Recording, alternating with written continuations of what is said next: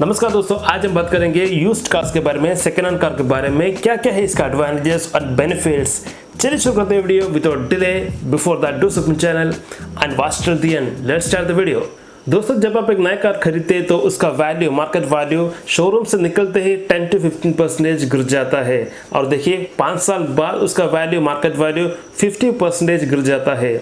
ऐसा कौन सा इन्वेस्टमेंट है जो कि 50% 5 साल के बाद गिर जाएगा? कोई इन्वेस्टमेंट नहीं है। अब आप सोच रहे कार है कि इन्वेस्टमेंट नहीं है, एक यूटिलिटी आइटम है, मगर वहां पर एक ऑप्शन है यूज्ड कार जिसका प्राइस भी नहीं कटता और आप यूटिलिटी की तरह यूज भी कर सकते हैं। आप उसे क्यों नहीं कंसिडर करते हैं, ये है मेरा क्वेश्चन। अब देखिए, नया कार में मेंटेनेंस कॉस्ट बहुत ही कम होता है, मतलब वारंटी और इंश्योरेंस होने के कारण आपको पॉकेट से पैसा निकलने का पॉसिबिलिटी बहुत ही कम होगा। मगर यूज्ड कार्स पे जितना वो ओल्ड होगा उतना ही उसका मेंटेनेंस कॉस्ट बढ़ेगा। मतलब आप जितना सेविंग किया था न्यू कार ना परचेस करने से, वो सब आप maintenance cost per, old car पर खर्चा करोगे। ये है सबका कहना, मगर इसमें कितना रियलिटी है, चलिए देखते हैं इसका सच्चाई क्या है। यहाँ पर साइंटिफिकली डेमोन्स्ट्रेट करने के लिए अब देखिए एक ग्राफ यूज करते हैं जिसका वाई एक्सिस पे है कार का प्राइस, कार का वैल्यू, और एक्स एक्सिस पे है ईयर्स, कार का जो ईयर्स होता है, कितना ओल्ड हुआ है, वो है एक्स एक्सिस पे। अगर हम प्लॉट करते हैं कार का वैल्यू, प्राइस वैल्यू, आप देखिए कार का वैल्यू आफ्टर 5 इयर्स बहुत ही ड्रास्टिकली गिरता है, और आप देखिए आफ्टर 5 इयर्स इतना ड्रास्टिकली नहीं गिरता है, मतलब थोड़ा कांस्टेंट रहने की कोशिश करता है आफ्टर 5 इयर्स, आफ्टर 8 इयर्स। चलिए ऐड करके देखते हैं मेंटेनेंस कॉस्ट का कर्व इस ग्राफ के अंदर। यहाँ पर आप देख सकते हैं कार का जो मेंटेनेंस कॉस्ट पहले कुछ सालों के लिए बहुत ही कम होगा और कार ओल्ड होते होते ये बढ़ने लगता है, मगर आप देखिए 8 साल के बाद ये जो कर्व बहुत ही स्टीप हो जाता है। मगर इस ग्राफ के अंदर ये जो सेक्शन है, यहाँ पर मेंटेनेंस कॉस्ट भी इतना ज्यादा नहीं और कार का प्राइस भी अफोर्डेबल है। 3 साल और 8 साल के बीच का जो कार होता है, इस कैटेगरी के कार पर मेंटेनेंस कॉस्ट भी इतना ज्यादा नहीं होगा और कार का प्राइस भी अफोर्डेबल होगा आपके लिए। यहाँ पर आप देखिए यूज्ड कार पर इंश्योरेंस वैल्यू भी कम होता है as compare to fresh new car.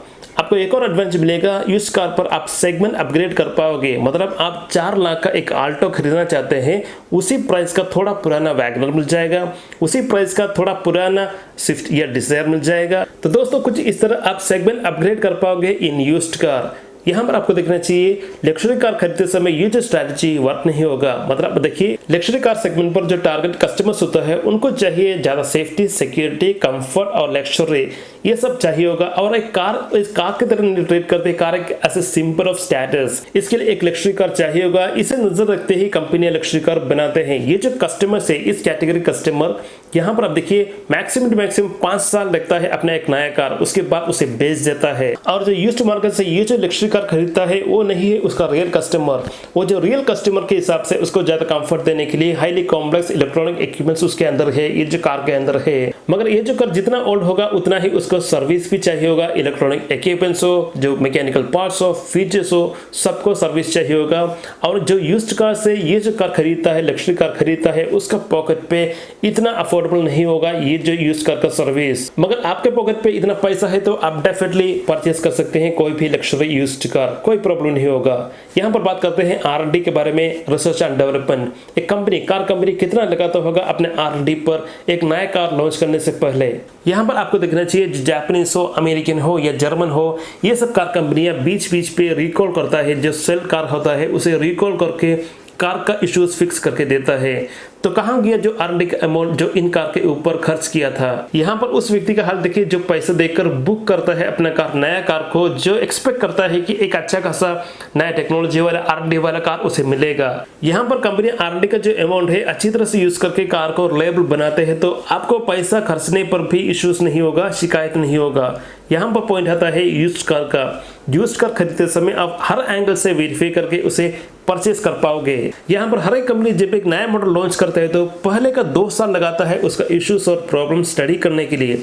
अगर कुछ भी इश्यूज फाइंड आउट करता है तो उस मॉडल को कॉल बैक करके उसे फिक्स कर देता है। यह है इसका पैटर्न। यहाँ पर यूज्ड कार का बहुत ही बड़ा एडवांटेज है। मतलब अब देखिए, अगर आप परचेस करते हैं एक 3-4 साल ओल्ड यूज्ड कार परचेस करते हैं, आप एनालाइज कर पाओगे पिछले 4 साल पे एक कार कैसे परफॉर्म किया, कैसा है उसका इंजन परफॉर्मेंस, ब्रेकिंग कैसा है, सस्पेंशन कैसा है, ओवरलोड पे कुछ भी इश्यूज से या कुछ और इश्यूज से क्या, ये सब आप उसे एनालाइज कर पाओगे। आप अपने हिसाब से सही मॉडल चुन सकते हैं। अगर आपको ठीक नहीं लगा तो कुछ और मॉडल भी देख सकते हैं। यहाँ पर देखते हैं, अगर आप परचेज करते हैं एक नया कार तो इतना ऑप्शंस नहीं होगा, जो कंपनी कहता है उसी पर आपको ट्रस्ट करना पड़ेगा। जब आप जाते हैं एक यूज कार को देखने के लिए तो अपने साथ एक एक्सपर्ट को भी लेके जाइए, वो जान सकता है कार का कंडीशन क्या है, मतलब एक्सीडेंट हुआ है कार के साथ, इंजन के अंदर पानी गया है, माइलेज इश्यूज से, टायर अलाइनमेंट पे कुछ भी इश्यूज है, ये सब वो एक्सपर्ट जान सकता है। जब आप एक एक्सपर्ट चुनते हैं तो आप देखिए उसके पास OBD2 स्कैनर है कि नहीं। कार का जो इलेक्ट्रॉनिक फंक्शनलिटीज चेक करने का एक टूल होता है OBD2 स्कैनर, अमेज़न पे मिल जाता है। फिर भी आप देखिए उस जो एक्सपर्ट के पास है कि नहीं, क्योंकि कार का मैकेनिकल पार्ट चेक करने के साथ ही साथ उसका इलेक्ट्रॉनिक पार्ट भी चेक करना बहुत ही जरूरी है। यहाँ पर कुछ लोग कार खरीदते ही उसे मॉडिफाई करते हैं, कहीं कहीं पर वायर कट करके वहीं से ही छोड़ देता है, या पावर लॉस होता है, या शॉर्ट सर्किट होने का पॉसिबिलिटी है। ये सब डिटेक्ट करने के लिए सही तरीके से इलेक्ट्रॉनिक फंक्शनलिटी हो रहा है कि नहीं, ये सब चेक करने के लिए आपको चाहिए OBD2 स्कैनर।